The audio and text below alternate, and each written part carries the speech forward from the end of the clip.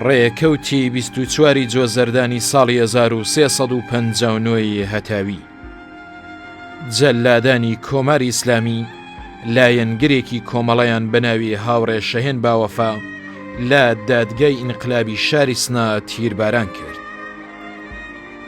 هاوڕێ شەهێن باوەفا ساڵی 1326 هەتاوی لە شاری سنا لەدایک بڕوانامەی پەرستاری لە شاری گیلان وەرگرت و لە بیمارستانی پەهلەوی پێشووی شاری سنا دەست بەکار بوو. ڕێکەوتی 24 جۆزەردانی ساڵی 1362 هەتاوی هاوڕێ فریشتە عەرەبیان خۆشخوو لە زیندانی ئەوین پاش ئەشکەنجە و ئازارێکی زۆر لەلایەن جەلادانی کۆماری ئیسلامیەوە تیرباران کرا. هاوڕێ فریشتە عەرەبیان خۆشخوو ساڵی 1335 هەتاوی لە شاری مەشهەد لەدایک بوو.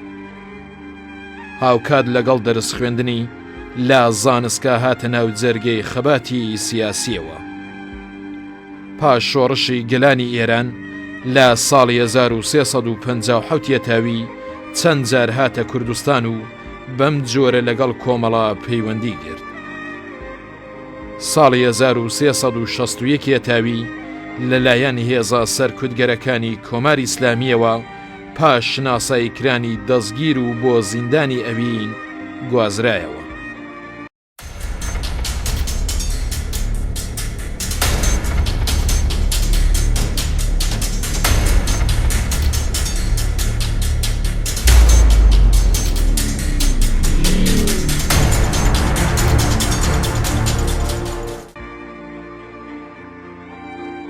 ڕێکەوتی 25 جۆزەردانی ساڵی 1360 هەتاوی کۆنەپەرستانی حیزبوڵڵا لە سەفی ڕێپێوانی شاری تاران هەڵسوڕاوێکی تێکۆشەری کۆمەڵەیان بەناوی هاوڕێ عەلی زۆقی تێرۆر کرد.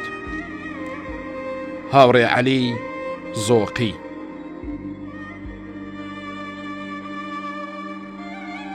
ڕێکەوتی 25 جۆزەردانی ساڵی 1362 هەتاوی لە جەریانی شەڕێکدا دژ بە بەکرێگیراوانی کۆماری ئیسلامی لە ئاوایی گڵۆڵان سەر بە ناوچەی سەقەز دوو پێشمەرگەی فیداکاری کۆمەڵە بە ناوەکانی هاوڕێ محەممەد سابوونی و هاوڕێ محەممەد عوسمانی گیاونی ئازیزیان بەخت کرد. هاوڕێ محەممەد سابوونی ساڵی 1340 هەتاوی لە ئاوایی باغڵوجە سەر بە ناوچەی سەقەز لەدایک بوو. پاش ڕاپەڕینی گەلانی ئێران لە ساڵی 1357 هەتاوی پەیوەندی بە کۆمەڵەوە گرت و وەک لایەنگرێکی تێکۆشەر دەستی کرد بە کار و چالاکی. بەهاری ساڵی 1360 هەتاوی پەیوەست بوو بەڕیزی هێزی پێشمەرگەی کۆمەڵە.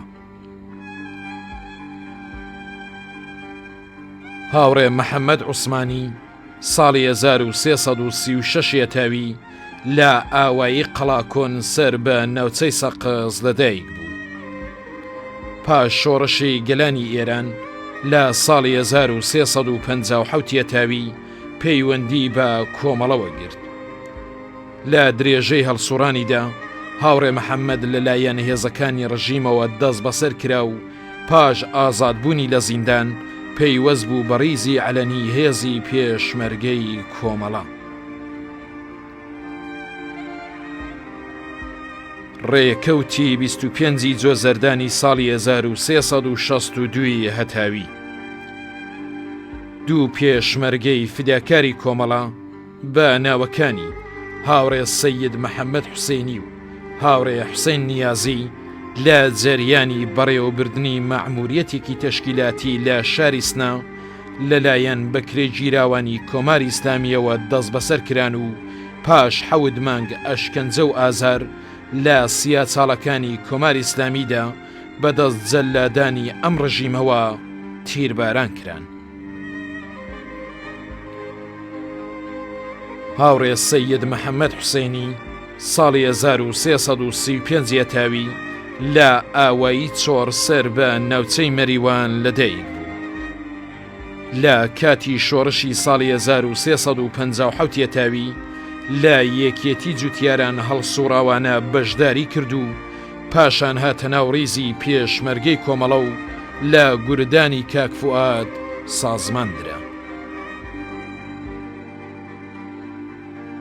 هاوڕێ حوسێن نیازی ساڵی 1341 تاوی لە ئاوایی چۆڕ سەر بە شاری مەریوان لەدایک بوو.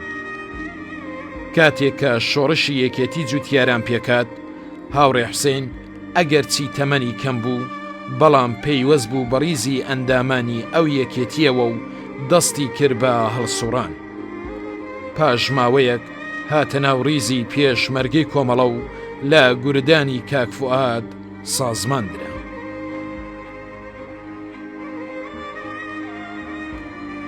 ڕێکەوتی 25 جۆزەردانی ساڵی 1363 هەتاوی.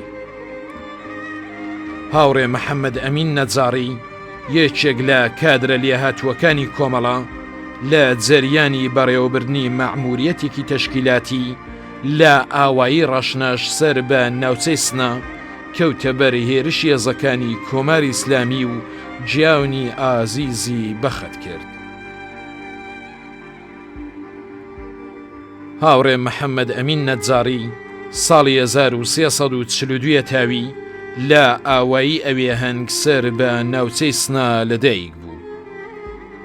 پاش ڕاپەڕینی گەلانی ئێران لە ساڵی 1357 تاوی پەیوەندی بە کۆمەڵەوە گرت.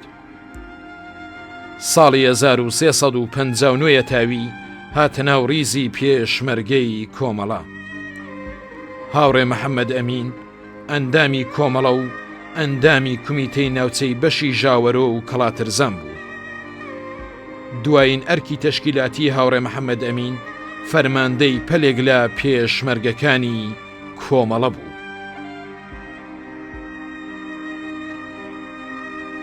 ڕێکەوتی 25 جۆزەردانی ساڵی 1363 هەتاوی.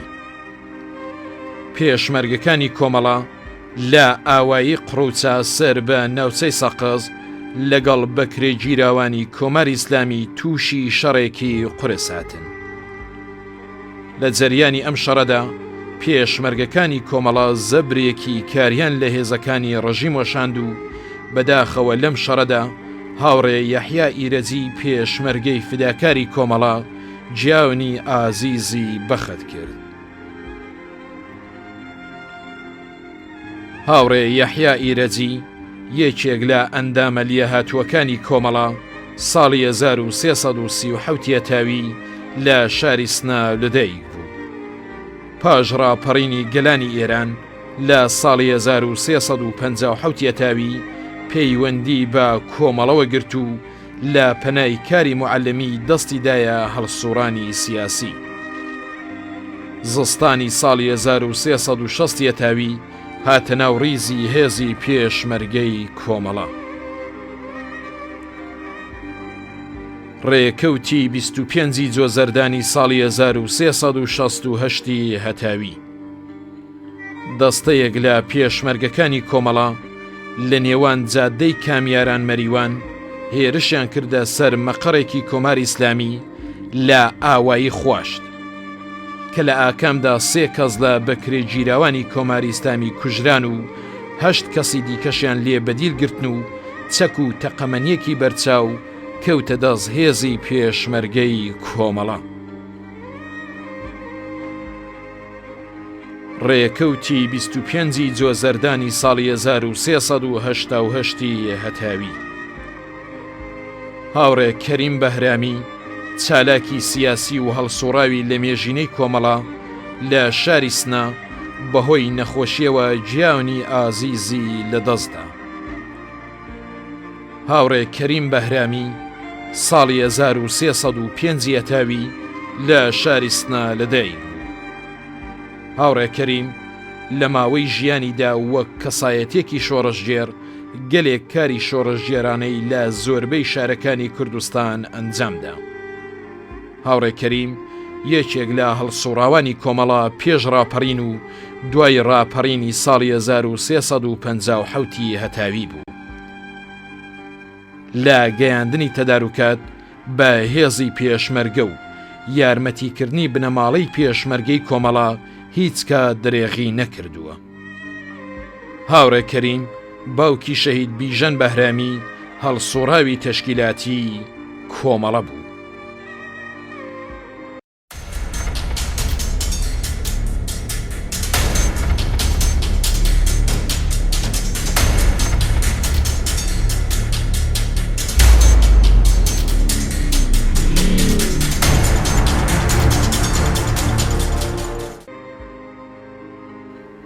ڕێکەوتی 26 جۆزەردانی ساڵی 1360 هەتاوی دوو دەستە لە پێشمەرگەکانی کۆمەڵە لە ئاوایی هەجمنا هەڵکەوتوو لە 15 کیلومتری شاری مەریوان کە لە حاڵی پشوداندا بوون کەوتنە گەماروی هێزەکانی کۆماری ئیسلامیەوە. پێشمەرگەکانی کۆمەڵە دەست بەجێ بەرەنگاری هێزە داگیرکەرەکانی کۆماری ئیسلامی بوونەوە و کە لە ئاکامی ئەم بەرەنگار بوونەوەیەدا پێشمەرگەیەکی فیداکاری کۆمەڵە بە ناوی هاوڕێ ئەحمەد مستەفا سوڵتانی جیاونی ئازیزی بەخت کرد. هاوڕێ ئەحمەد مستەفا سوڵتانی ساڵی 1337 هەتاوی لە ئاوایی ئاڵمانە سەر بە شاری مەریوان لەدایک بوو. پاش ڕاپەڕینی گەلانی ئێران لە ساڵی 1357 هەتاوی لە ڕێخستنەکانی کۆمەڵە لە شاری مەریوان دەستی کرد بە هەڵسوڕان و کاری جەماوەری و بەهاری ساڵی 1359 هەتاوی پەیوەست بوو بەڕیزی عەلەنی هێزی پێشمەرگەی کۆمەڵە و خەباتی خۆی درێژە پێدا. ڕێکەوتی 26 جۆزەردانی ساڵی 1361 هەتاوی جەلادانی کۆماری ئیسلامی هەڵسوڕاوێکی تێکۆشەری کۆمەڵەیان بە ناوی هاوڕێ زەهرە دانشفەر فەزلی لە زیندانی شاری تاران تیرباران کرد. هاوڕێ زەهرە دانشفەر فەزلی ناسراو بە سوڕەیە ساڵی 1334 هەتاوی لە شاری تاران لەدایک بوو. بڕوانامەی لیسانسی لە بواری ڕەوانشناسی هەر لەو شارە وەرگرت و هەر لەو سەردەمەشدا دەستی کرد بە چالاکی سیاسی. ساڵی 1360 هەتاوی لە کاتی ئەنجامدانی مەعموریەتێکی تەشکیلاتی لەلایەن هێزەکانی کۆماری ئیسلامیەوە دەست بەسەر کرا و بۆ ماوەی چەند مانگ لەژێر سەختترین ئەشکەنجەی جەلادانی کۆماری ئیسلامیدا بوو. ڕێکەوتی 26 جۆزەردانی ساڵی 1361 هەتاوی جەلادانی کۆماری ئیسلامی دوو هەڵسوڕاوی کۆمەڵەیان بە ناوی هاوڕێ حوسێن ماجدی و هاوڕێ ئەحمەد محەممەدی لە زیندانی شاری مەشهەد تیرباران کرد. هاوڕێ حوسێن ماجدی، هاوڕێ ئەحمەد محەممەدی. ڕێکەوتی 26 جۆزەردانی ساڵی 1361 هەتاوی جەلادانی کۆماری ئیسلامی هەڵسوڕاوێکی کۆمەڵەیان بە ناوی هاوڕێ عەلی ڕەزایی لە زیندانی ئەوین تیرباران کرد. هاوڕێ عەلی ڕەزایی.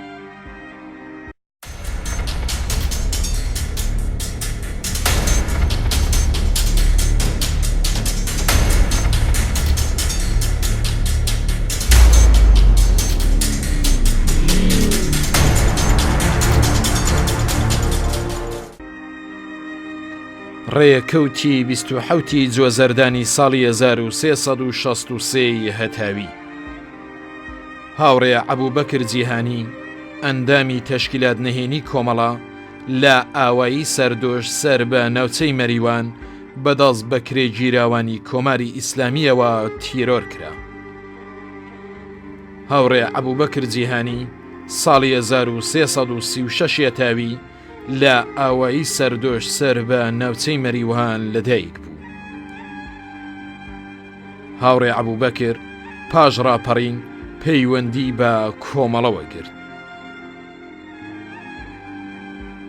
ڕێکەوتی 27 جوەزەردانی ساڵی 1365 هەتاوی هێزە داگیرکەرەکانی کۆماری ئیسلامی هێزێکی زۆریان بە مەبەستی هێرشکردنە سەر واحدێک لە پێشمەرگەکانی کۆمەڵە لە ئاواییکانی جەژنی سەر بە ناوچەی سەقز هێنابوو.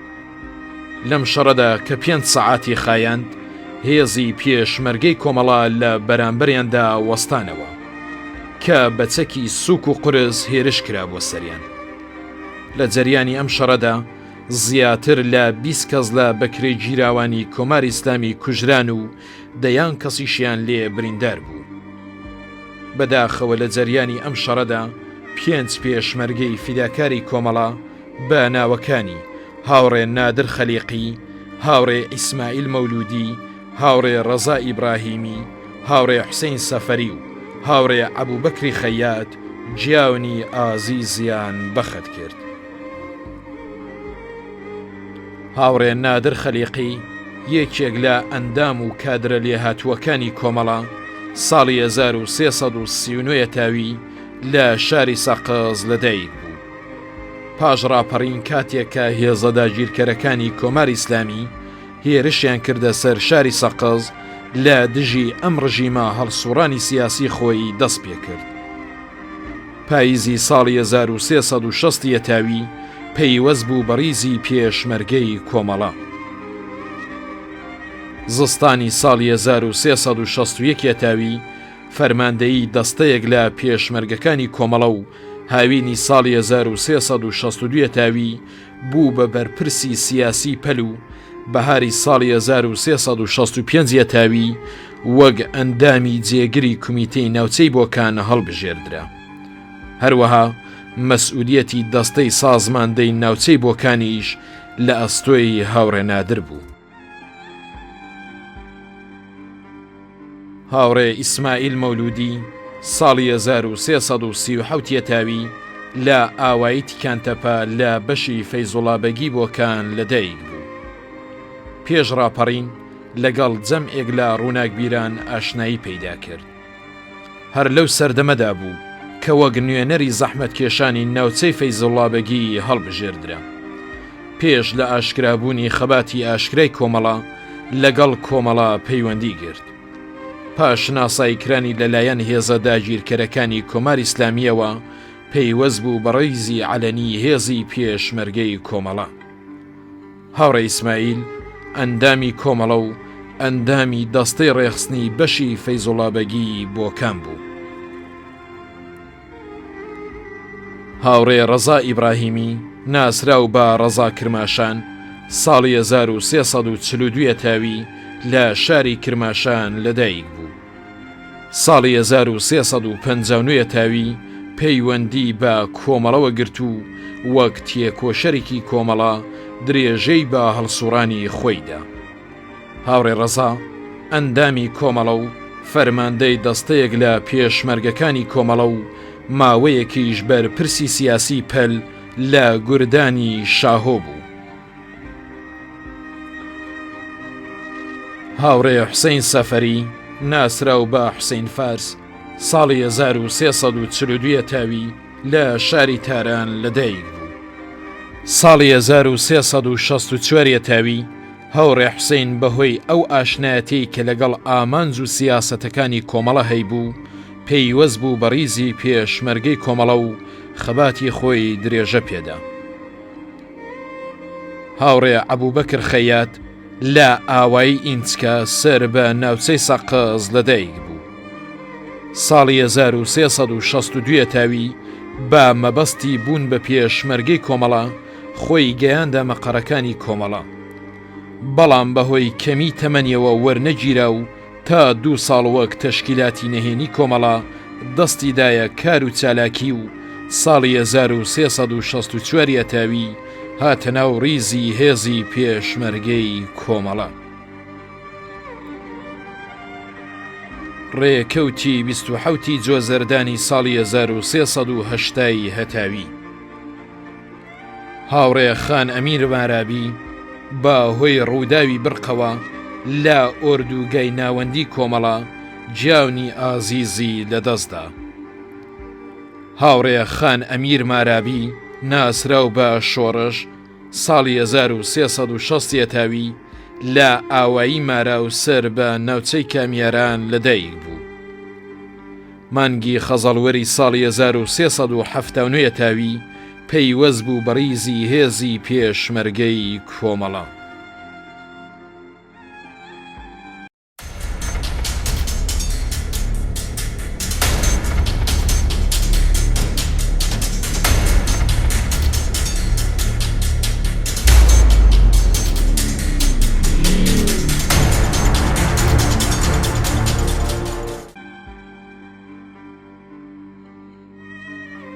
ڕێکەوتی 28 جۆزەردانی ساڵی 1360 هەتاوی هاوڕێ عومەر نایب تەشکیلات نهێنی شاری مەهاباد بەدەست هێزەکانی کۆماری ئیسلامی لە ئاوایی دیلان چارخسەر بە شاری نەغەدا تێرۆر کرا. هاوڕێ عومەر نایب ڕێکەوتی 28 جۆزەردانی ساڵی 1363 هەتاوی هاوڕێ بایزید شاهینی لە ناوچەی سەردەشت بەهۆی مینی چێندراوی هێزەکانی کۆماری ئیسلامی جیاونی ئازیزی بەخت کرد. هاوڕێ بایزید شاهینی ڕێکەوتی 28 جۆزەردانی ساڵی 1364 هەتاوی ستونێک لە هێزەکانی کۆماری ئیسلامی هێرش دەکەنە سەر ناوچەی سەقز و دیواندەرە کە ئەم هێرشە لەگەڵ مقاومەت و بەرەنگاری هێزی پێشمەرگەی کۆمەڵە لە بەشی تیلەکۆ و قەمەری ڕووبەڕوو بووەوە. ئەم شەڕە نیزیک بە 12 سەعاتی خایاند و پاش پاشەکشە و تێکشکاندنی هێزەکانی کۆماری ئیسلامی و کوژرانی زیاتر لە 100 کەس لە بەکرێ گیراوانی کۆماری ئیسلامی کۆتایی پێهات و چەک و تەقەمەنێکی بەرچاو کەوتە دەست هێزی پێشمەرگەی کۆمەڵە. لە جەریانی ئەم شەڕەدا بەداخەوە 4 پێشمەرگەی فداکاری کۆمەڵە بە ناوەکانی هاوڕێ فاڕۆق شەرەفی، هاوڕێ سەدیق مەحموودی، هاوڕێ سانیە بەهرامی و هاوڕێ مریەم ساعد پەنا جیاونی ئازیزیان بەخت کرد. هاوڕێ فاڕۆق شەرەفی ناسراو بە فاڕۆقی دیواندەرە ساڵی 1344 هەتاوی لە شاری دیواندەرە لەدایک بوو. پاش هاتنەوەی هێزی پێشمەرگە بۆ ناو شارەکان، هاوڕێ فاڕۆق لە بنکەی لاوانی کۆمەڵە لە شاری دیواندەرە دەستی کرد بە هەڵسوڕان. ساڵی 1361 هەتاوی پەیوەست بوو بە ڕیزی پێشمەرگەی کۆمەڵە. هاوڕێ فاڕۆق فەرماندەی دەستەیەک لە پێشمەرگەکانی کۆمەڵە بوو. هاوڕێ سەدیق مەحموودی ناسراو بە نیزام بناوەچانی ساڵی 1340 هەتاوی لە ئاوایی بناوەچان سەر بە شاری دیواندەرە لەدایک بوو. ساڵی 1361 هەتاوی پەیوەست بوو بە ڕیزی پێشمەرگەی کۆمەڵە. هاوڕێ سەدیق بەرەندامی کۆمەڵە و بەرپرسی تەدارکاتی بەشی جنوبی کوردستان و بەرپرسی سیاسی دەستەیەک لە پێشمەرگەکانی کۆمەڵە بوو. هاوڕێ مریەم ساعد پەنا ناسراو بە کوبڕا مارنج لە ئاوایی مارنج سەر بە شاری کامیاران لەدایک بوو. هاوینی ساڵی 1362 هەتاوی پەیوەست بوو بە ڕیزی هێزی پێشمەرگەی کۆمەڵە. هاوڕێ سانیە بەهرامی ساڵی 1346 هەتاوی لە ئاوایی قەڵاریانە سەر بە ناوچەی دیواندەرە لەدایک بوو. ساڵی 1357 هەتاوی بە یارمەتی براکەی هاوڕێی گیانبەخت کرد و قادر بەهرامی هاتە ناو جەرگەی خەباتی سیاسیەوە. ساڵی 1362 تاوی پەیوەندی بە تەشکیلاتی عەلەنی کۆمەڵەوە گرت و پەیوەست بوو بە ڕیزی هێزی پێشمەرگەی کۆمەڵە. ڕێکەوتی 28 جۆزەردانی ساڵی 1364 هەتاوی لە جەریانی شەڕێکی خیابانی هێزی پێشمەرگەی کۆمەڵە بە دژی هێزە داگیرکەرەکانی کۆماری ئیسلامی لە گەڕەکی حاجیاوای شاری سنە هاوڕێی یەدوڵڵا خزری ناسراو بە هاشم بێساران جیاونی ئازیزی بەخت کرد. هاوڕێی یەدوڵڵا خزری ناسراو بە هاشم بێساران ساڵی 1344 تاوی لە ئاوایی ئەوێ هەنگسەر بە ناوچەی ژاوەرەوەی سنە لەدایک بوو. بە هۆی هەڵسوڕانی سیاسیەوە ساڵی 1360 تاوی بۆ ماوەیەک لەلایەن ڕژیمەوە دەستگیر کرا و پاش ئازادبوونی لە زیندان هاتە ناو ڕیزی پێشمەرگەی کۆمەڵە. ساڵی 1362 تاوی بوو بە ئەندامی کۆمەڵە و پاش ماوەیەک فەرماندەهی دەستەیەک لە پێشمەرگەکانی کۆمەڵەی پێسپێردرا.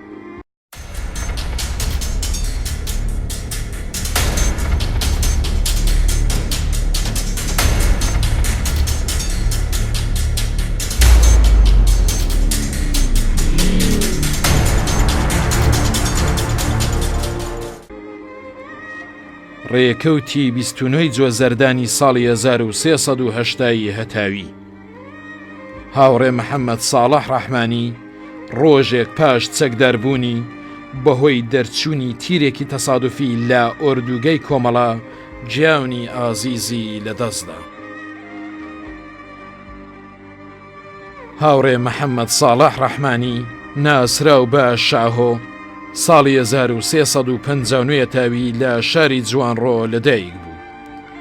بڕوانامەی دیپلۆمی هەر لەو شارە وەرگرت و لە ڕێگەی رادیۆ کۆمەڵەوە لەگەڵ سیاسەت و ئامانجەکانی کۆمەڵە ئاشنایی پەیدا کرد. ساڵی 1380 تاوی هاتە ناو ڕیزی هێزی پێشمەرگەی کۆمەڵە.